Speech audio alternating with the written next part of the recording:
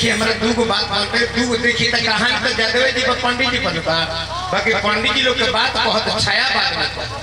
साफ मत कर यही तरह ई बात ना हो जानता नहीं बात कौन रहे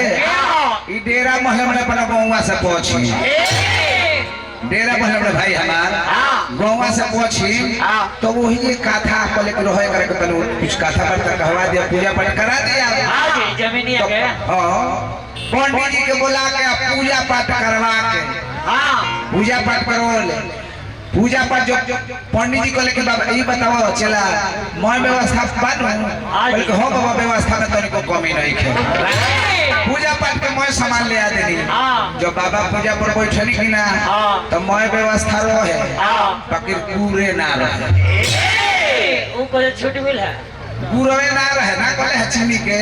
तो चीनी ना गलती कलो चीनी ना रहे गुरु पंडित जी कहले के चला दही चूड़ा बा आ गुरु के व्यवस्था नहीं के तो कैसे घटाई गुरु के बात रहे रो चीनी कहत है हां बढ़िया रे दही चूड़ा में चीनी के काम बहुत होमे लगेला गुरे में टाट लगेला वो तो बात ठीक बा पंडित जी इजाजत रले बाकी पंडित जी जब कथा कहे बैठले पूरा सामान ले दे बड़ा तो हां ले दे कल के बाबा गुड़ तो नहीं है